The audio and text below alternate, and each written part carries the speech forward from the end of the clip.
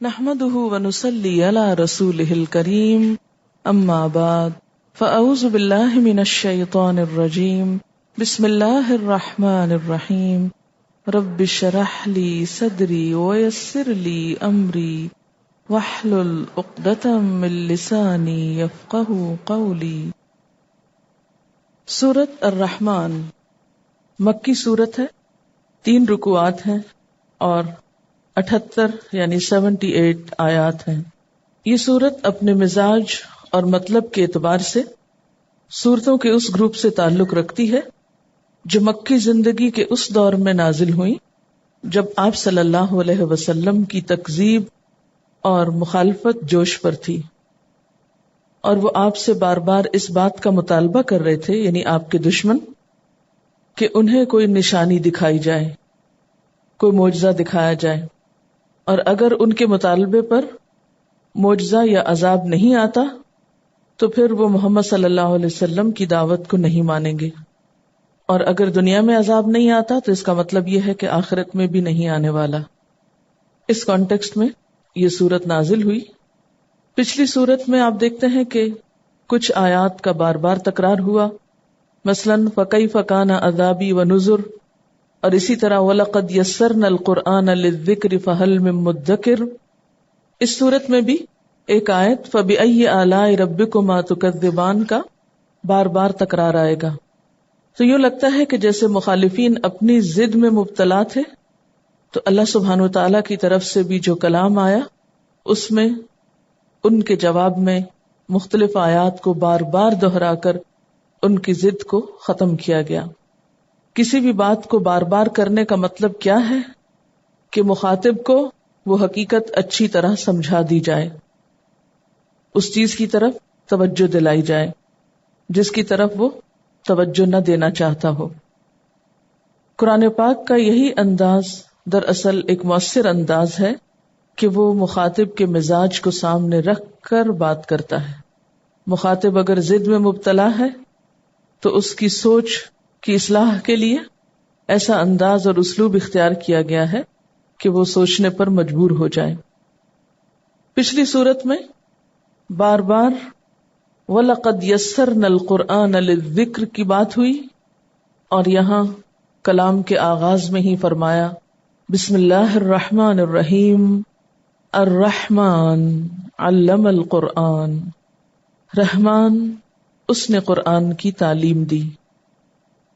اس صورت میں اللہ سبحانہ وتعالیٰ کی بہت سی نعمتوں کا ذکر کیا گیا ہے، اور پھر ان نعمتوں کا احساس بھی دلایا گیا سوالیہ انداز میں، فَبِأَيِّ آلَاءِ رَبِّكُمَا تُكَذِّبَانِ کہہ کر کہ تم اپنے رب کی کن کن نعمتوں کو جھٹلاؤ گے۔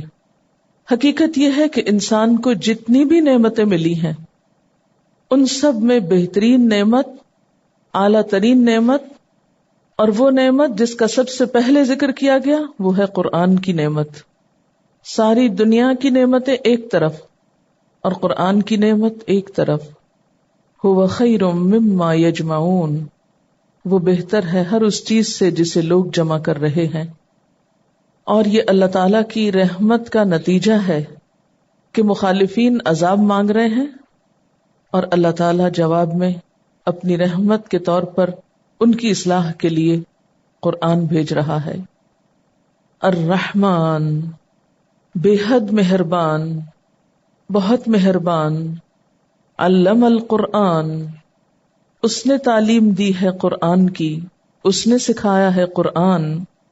اہل مکہ کہتے تھے کہ یہ قرآن کسی انسان نے یا کسی جن نے آپ کو القاء کیا ہے، یا آپ نے خود لکھ لیا ہے، یا کوئی اجمی غلام آپ کو اس کی تعلیم دیتا ہے، یا کچھ اور لوگوں کا خیال ہے کہ اہل کتاب کے علماء سے آپ نے شاید کچھ سیکھ لیا۔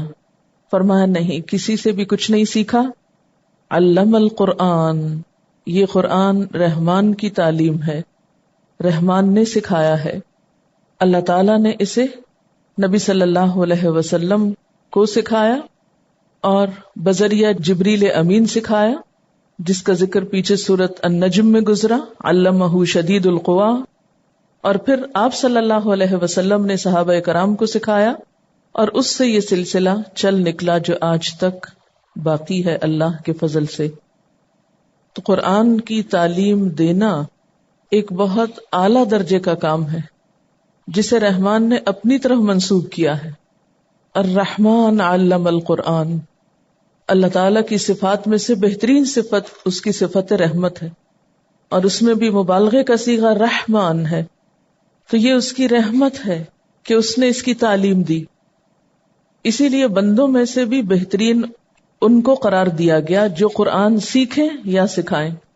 گویا جو شخص یہ چاہتا ہو کہ اس پر اللہ کی رحمت نچھاور کی جائے، اللہ تعالیٰ کی رحمتوں کو پائے، اس کے لیے پھر اس کے سوا کوئی راستہ نہیں کہ اس قرآن کو سیکھے اور سکھائے یا اس کو لوگوں تک پہنچانے کے لیے کوشش کرے۔ اور علامہ کا لفظ جیسا کہ آپ دیکھ رہے ہیں باب تفعیل سے ہے، علم یعلم تعلیم، باب تفعیل جس کے معنی میں آہستہ آہستہ بتدریج ایک چیز دینا ہوتا ہے، یعنی قرآن پاک یک بارگی نہیں اتار دیا گیا بلکہ تھوڑا تھوڑا کر کے اتارا گیا۔ اور ویسے بھی قاعدے کے مطابق علامہ باب تفعیل جو ہے یہ متعدی ہوتا ہے، اس میں تعدیہ کا مفہوم پایا جاتا ہے، جس کا معنی یہ ہے کہ اس کے پھر دو مفعول ہوں گے، پہلا وہ علم جس کو سکھایا جائے یعنی پہلا مفعول، اور دوسرا وہ شخص جس کو سکھایا جائے۔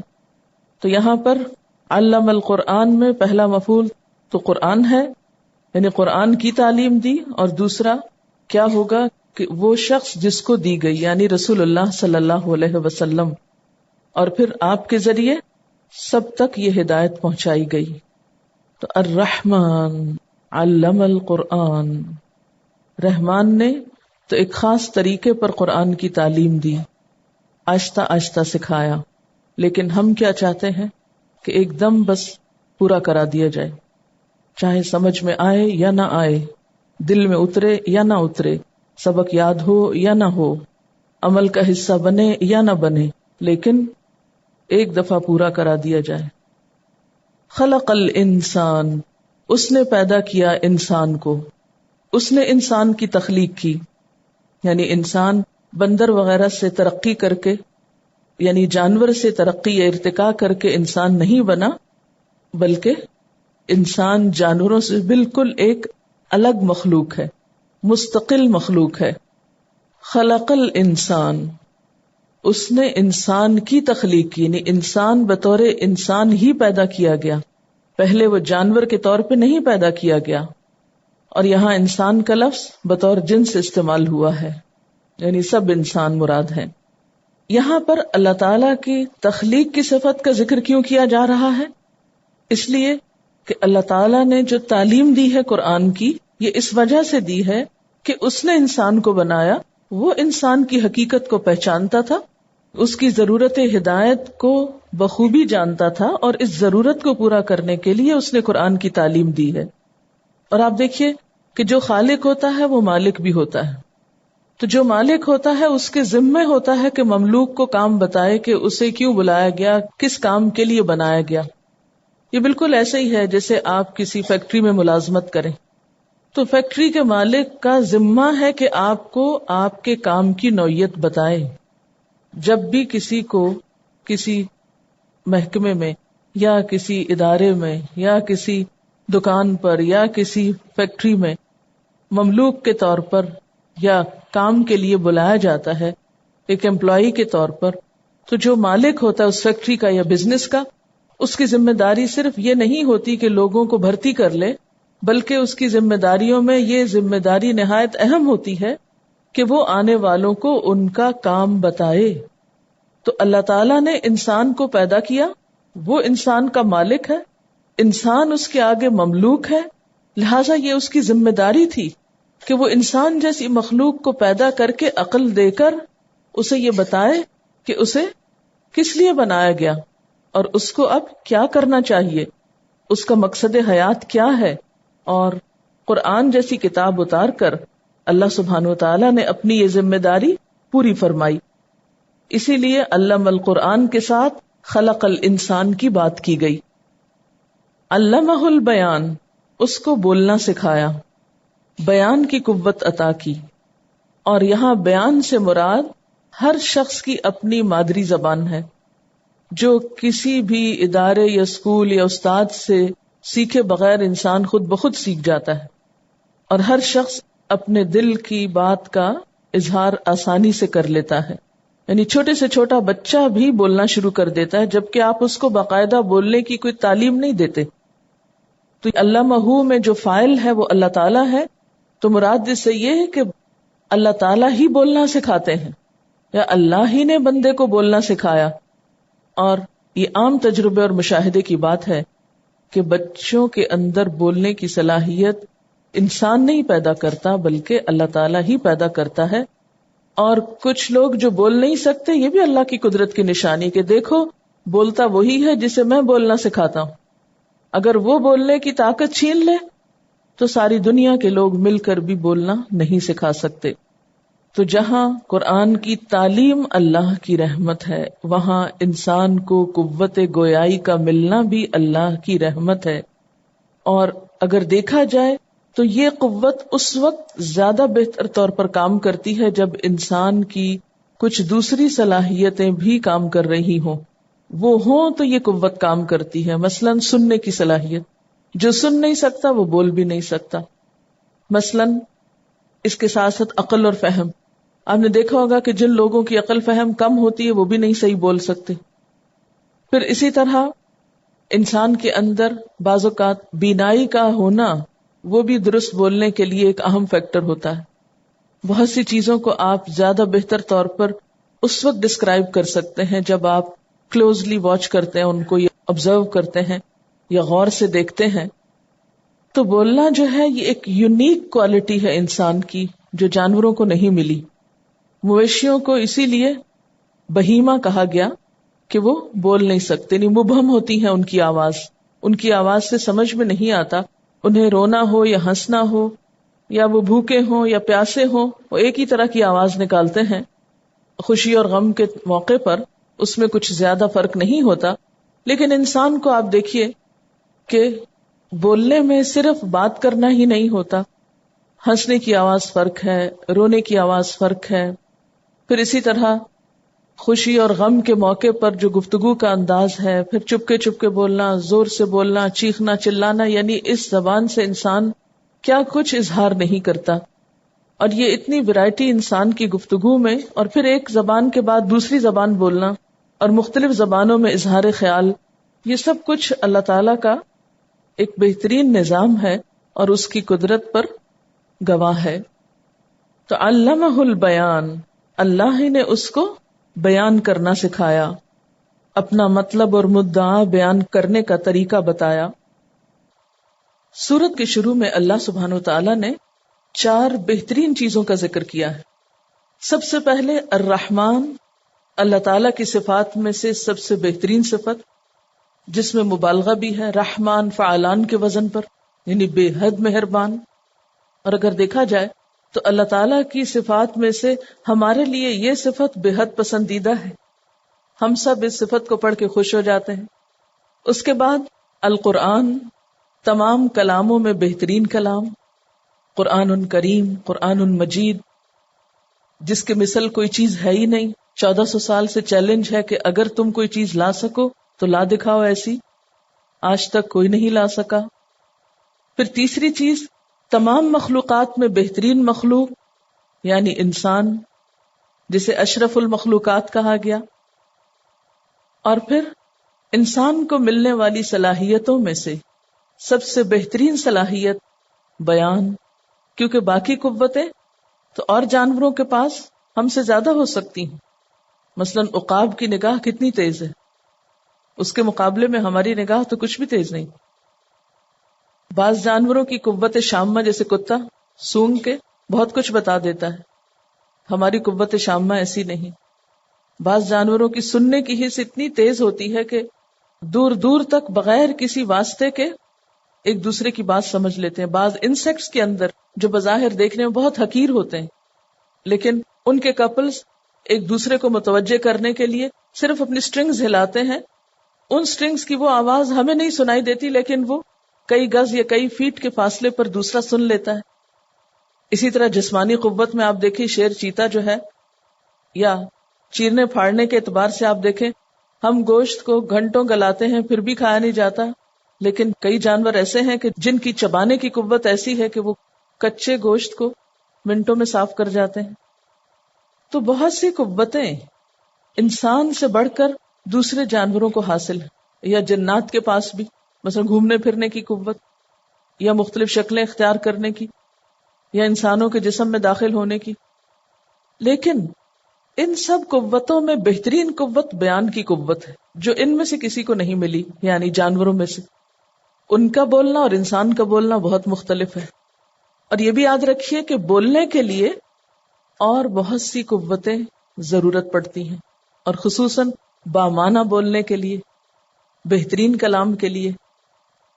اللہ تعالیٰ انسان کو کیا سکھانا چاہتے ہیں اس صورت میں کہ اے انسان، یہ قرآن اللہ کی رحمت کا نتیجہ ہے، تم اللہ کی بہترین مخلوق ہو جسے بولنے کی قوت دی گئی، کیا تم اپنی اس قوت کو اللہ کے کلام کو سیکھنے اور سکھانے میں استعمال نہ کرو گے؟ ہم سب کے لیے ایک سوال ہے، اور ہم کتنے بخیل ہیں اپنی اس قوت کو قرآن کے لیے استعمال کرنے میں۔ اپنی ذات پہ کوئی زد پڑے تو چیخ چلا کے سارے عمارت سر پہ اٹھا لیں، کوئی ہماری مرضی کے خلاف کام کر لے، پھر آپ دیکھیں ہماری آوازیں کیسے نکلتی ہیں۔ قرآن کی تلاوت کا معاملہ ہو تو ہمارے گلے تھک جاتے ہیں، ویسے سارا دن بولے چلے جائیں تو نہ ہمارا دماغ تھکتا ہے، نہ زبان تھکتی ہے، نہ ہماری سماعت پہ کوئی اثر پڑتا ہے۔ لیکن قرآن کی قرات، اس سے ہم کو جلدی کمزوری لاحق ہو جاتی ہے کہ چند آیتیں پڑھنے کے بعد پھر ہماری قوتیں جواب دینے لگتی۔ تو بات یہ ہے کہ جو اللہ کی رحمت پانا چاہتا ہے، جو واقعی اللہ کی بہترین مخلوق مقرب انسانوں میں شامل ہونا چاہتا ہے، اس کے لیے پھر کیا ضروری ہے کہ اپنی اس بہترین صلاحیت کو جو اللہ تعالی کی طرف سے عطا کردہ ہے، ایک نعمت ہے، اس کو اللہ کی اس کتاب کے لیے کھلے دل سے، دل کھول کے خرچ کرے۔ آپ دیکھیے کہ اپنے مطلب کے لیے ہم اس قوت کو کیسے کیسے استعمال کرتے ہیں نا، کہاں کہاں استعمال کرتے ہیں، کبھی سوچیں ہم۔ لیکن اللہ کی کتاب کے لیے کتنی دیر تک اور کہاں کہاں اور کس کس طرح؟ کہتے ہیں کہ گانے کا شوق ہر ایک کو ہوتا ہے، اور جس کی آواز کچھ اچھی ہو وہ صرف اس پہ قناعت نہیں کرتا، پھولا نہیں سماتا کہ میری آواز اچھی ہے، بلکہ اس کے لیے وہ باقاعدہ ریاض کرتا ہے، پریکٹس کرتا ہے، محنت کرتا ہے۔ قرآن کے لیے اتنی محنت ہم میں سے کس نے کی ہے کہ ایک ایک بول کو جب تک کہ وہ مرضی کے مطابق نہ نکلے، سارے قاعدے قوانین کے مطابق نہ نکلے، ہم میں سے کتنے لوگ ہیں کہ جو اس وقت تک پڑھتے چلے جائیں جب تک کہ وہ مخصوص لے، مخصوص طریقے سے مخارج نکل نہ آئے۔ ہم پہلے ہی مرحلے پہ مایوس ہو کے بیٹھ جاتے ہیں، ہم نہیں کر سکتے، یہ تو ہمارے بس کی بات نہیں، یہ ہم سے نہیں ہو سکتا، یہ کوئی اور ہی کرے گا۔ اپنے مفادات کے لیے، اپنے مقاصد اور اپنے مطلب کے لیے ہم اپنی آواز کو بہت اچھی طرح استعمال کر لیتے ہیں، لیکن جہاں علم القرآن کی بات ہو، اور آپ دیکھیے کہ علامہ کی نسبت اللہ تعالیٰ کی طرف، اللہ تعالیٰ نے سکھایا، ہم کتنا لینے والے، کس حد تک، کس دل سے، کس خوشی سے؟ ہم میں سے ہر شخص کو دوسروں کا نہیں، اپنا حساب لینے کی ضرورت ہے۔ اب اس کے بعد کائنات کی مختلف نشانیوں کی طرف انسان کی توجہ مبذول کرائی جا رہی ہے کہ جس رب نے قرآن بھیجا ہے، قرآن کی تعلیم دی ہے، انسان کو پیدا کیا ہے، اس کو بولنے کی صلاحیت دی ہے، اسی رب نے سورج اور چاند پیدا کیے ہیں، الشمس والقمر بحسبان، اور صرف سورج اور چاند پیدا ہی نہیں کیے بلکہ ایک خاص حساب کے مطابق پیدا کیے، بحسبان، ہے سین بے، اس کا روٹ ہے، معنی ہے حساب، شمار، اور حسبان جو ہے بعض کے خیال میں مصدر ہے، غفران اور سبحان اور قرآن کی طرح، یعنی سورج اور چاند اللہ کی تخلیق ہیں جو اللہ کے ٹھہرائے ہوئے حساب سے اپنی اپنی منزلوں پر رواں دواں رہتے ہیں، اس سے تجاوز نہیں کرتے، حساب سے چل رہے ہیں۔ اور حساب سے چلنے کا مطلب یہ کہ ایک مخصوص اور مقرر رفتار کے ساتھ چل رہے ہیں، اور ان میں لمحہ بھر کی بھی تیزی یا تاخیر نہیں ہوتی، یعنی ایسا نہیں کہ اپنی مرضی سے کبھی تیز ہو جاتے ہوں اور کبھی سلو ہو جاتے ہوں اور کبھی ان کی انرجی ختم ہو جاتی ہو اور کہیں جا کے رک جاتے ہوں، ٹھہر جاتے ہوں، نہیں. ان کی پیدائش، ان کا سائز، ان کی خاصیتیں، ان کے کام، پھر ان کا چلنا، یہ سب کچھ ایک اندازے پر ہے، ایک حساب کے ساتھ ہے. اور خصوصیت کے ساتھ ان کا ذکر پہلے اس لیے کیا گیا کہ انسان کی بہت سی عبادات کا انحصار ان کی رفتار پر ہے. مثلاً سورج کی رفتار اور اس کے طلوع اور غروب اور زوال، ان سے ہماری نمازوں کے حساب وابستہ ہیں. بے حسبان یعنی حساب کے ساتھ ہے، تو اس حساب سے مراد پھر ہماری عبادات کے اوقات کا حساب بھی ہو سکتا ہے. پھر اسی طرح چاند کے ساتھ ہماری کچھ اور عبادات جیسے روزہ اور حج وغیرہ کا تعلق ہے، عید کا تعلق ہے.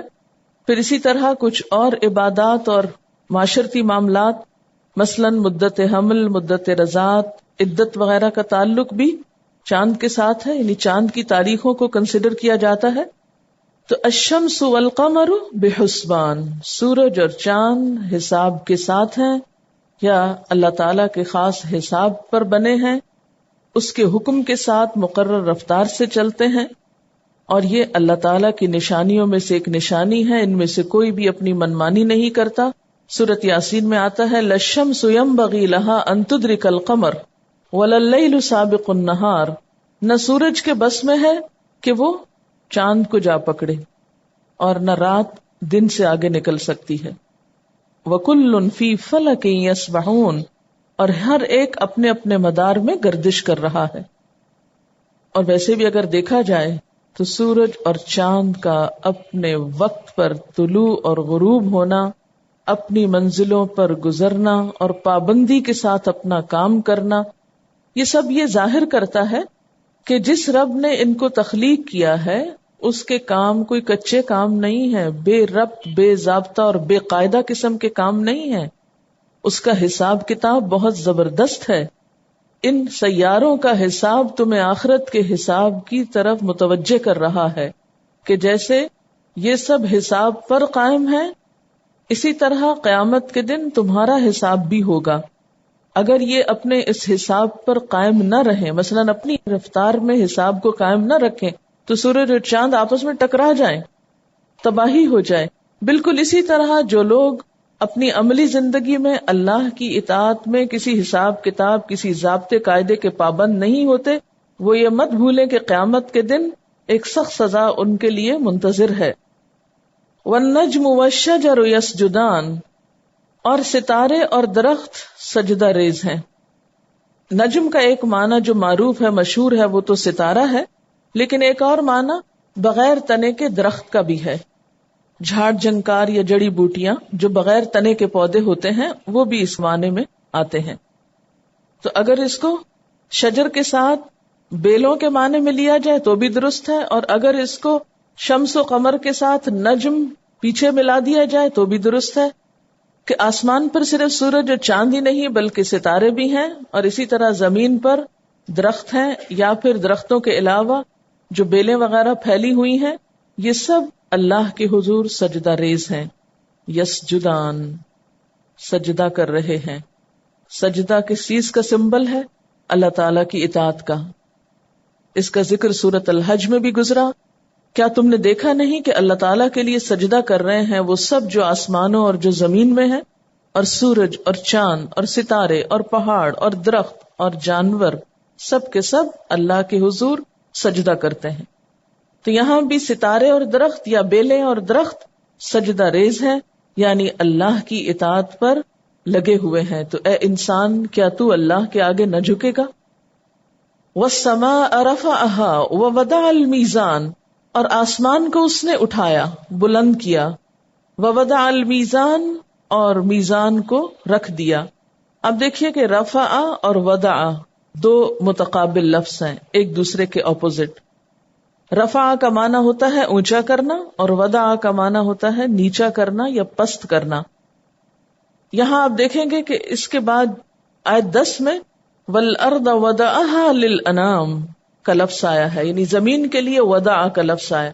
آسمان کو اٹھایا تو زمین کو نیچا کیا، یعنی نیچے بچھایا تمہارے، اور ان دونوں کے بیچ میں ایک میزان قائم کیا، اس کے لیے بھی وضع کا لفظ آیا ہے.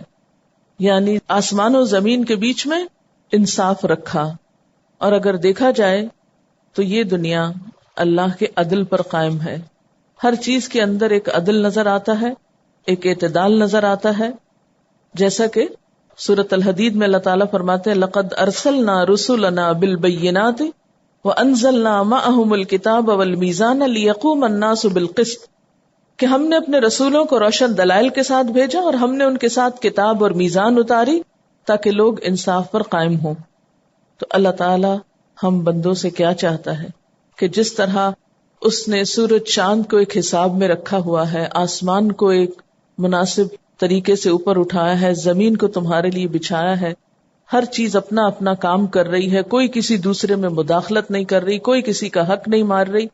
تو اللہ تعالیٰ بندوں سے بھی دراصل کیا مطالبہ فرما رہے ہیں کہ تم بھی اس میزان پر قائم رہو. یعنی وہ عدل اور میزان جس پر زمین و آسمان قائم ہے، وہ عدل بندوں سے بھی مطلوب ہے. مجاہد اور قتادہ وغیرہ نے میزان کا مطلب یہاں عدل کیا ہے، کیونکہ میزان کا اصل مقصد عدل قائم کرنا ہوتا ہے. ناپ تول کا کام آپ کیوں کرتے ہیں؟ تاکہ سب کے ساتھ انصاف ہو. اگر آپ کسی کو بغیر تولے کچھ دے رہے ہیں تو ہو سکتا ہے دوسرے پہ ظلم ہو جائے یا خود آپ پر ظلم ہو. تو اللہ تعالیٰ کیا چاہتے ہیں؟ اللہ تطغوا فی المیزان. اس کا تقاضا یہ ہے کہ تم میزان میں خلل نہ ڈالو. اس کا کیا مطلب ہے کہ عدل کی روش سے مت ہٹو. تطغوا کا لفظ جو ہے توئے غین واؤ سے ہے، اسی سے طغیانی کا لفظ ہے، سرکشی کے معنی میں، نافرمانی میں حد سے بڑھنا. تو اللہ تطغوا فی المیزان کا معنی کیا ہے کہ تم میزان میں سرکشی نہ کرو، یعنی انصاف سے تجاوز نہ کرو، گویا انصاف ہی کرو. یہ جو لفظ سورۃ الرحمن میں ووضع المیزان ہے، یہ میزان ہر چیز کے اندر ہے. سب سے پہلے تو آپ اسے اپنے جسم کے اندر دیکھیں، اپنے چہرے کو ہی دیکھ لیں. یعنی اللہ تعالیٰ چاہتے تو جسم میں ایک آنکھ، ایک ناک، ناک میں 2 سوراخ کی بجائے ایک ہی سوراخ، یا اسی طرح پاؤں اگر سائز فرق ہو جاتا. آپ کو پتہ ہے کچھ لوگوں کا سائز آدھے انچ سے کم و بیش کچھ بڑا چھوٹا ہوتا ہے. ان لوگوں کو جوتا تلاش کرنے میں اتنی مشکل ہوتی ہے کہ بعض اوقات ان کو 2 پیئرز خریدنے پڑتے ہیں، ایک پاؤں کے لیے ایک اور دوسرے کے لیے دوسرا. بہت ریئر کیسز میں ہوتا ہے لیکن ہوتا ہے ایسے. یا یہ ہے کہ ایک پاؤں کے آگے پھر وہ مزید کچھ رکھواتے ہیں. بازو کا چوڑا اور تھن ہونا بھی فرق ہو جاتا ہے، اس کے لیے بھی پرابلم ہوتا ہے جوتے میں، یہ چلنے میں مسئلہ ہوتا ہے. تو آپ دیکھیں کہ اپنے جسم سے لے کر پھر باہر کی دنیا میں ہر چیز کے اندر یہ بیلنس ہے. اور پھر سورۃ الرحمن میں آپ دیکھیے کہ جیسے ہر چیز کا 2 کر کے ذکر کیا گیا ہے، تو وہ بھی ایک طرح سے اس میزان کو شو کر رہا ہے، ایک بیلنس کی نمائندگی کر رہا ہے. پھر جنت کی 2 نعمتوں کا ذکر، تو 2 کا برابر آمنے سامنے ہونا پھر ایک بیلنس کو شو کرتا ہے. اسی طرح آپ دیکھیں کہ یہ جو ہمارا ایکولوجی کا بیلنس ہے، یعنی ہمارے انوائرنمنٹ میں جو بیلنس ہے، بہت سے جانور، پرندے، انسیکٹس ہم سمجھتے بیکار ہے، حالانکہ کوئی بھی چیز بیکار نہیں. ایک چیز کے ختم ہونے سے دوسری ختم ہو جاتی. بعض انسیکٹس اگر ختم ہو جائیں تو پرندے بھی چلے جاتے ہیں، کیونکہ ان کی لائف جو ہے وہ ان انسیکٹس کے اوپر ہوتی. اسی طرح آکسیجن اور کاربن ڈائی آکسائڈ کا ایک بیلنس ہے. پھر درخت جو ہے رات کو کاربن ڈائی آکسائڈ نکالتے ہیں اور آکسیجن لیتے ہیں، اور اسی طرح دن کو آکسیجن جبکہ ہمیں ضرورت زیادہ ہوتی. اور باقی بھی دیگر تمام چیزوں کے اندر اللہ تعالیٰ نے ایک بیلنس کا. اللہ رب العالمین. سبحانک اللہم و بحمدک نشہد ان لا الہ الا انت نستغفرک و نتوب الیک. والسلام علیکم و رحمۃ اللہ وبرکاتہ.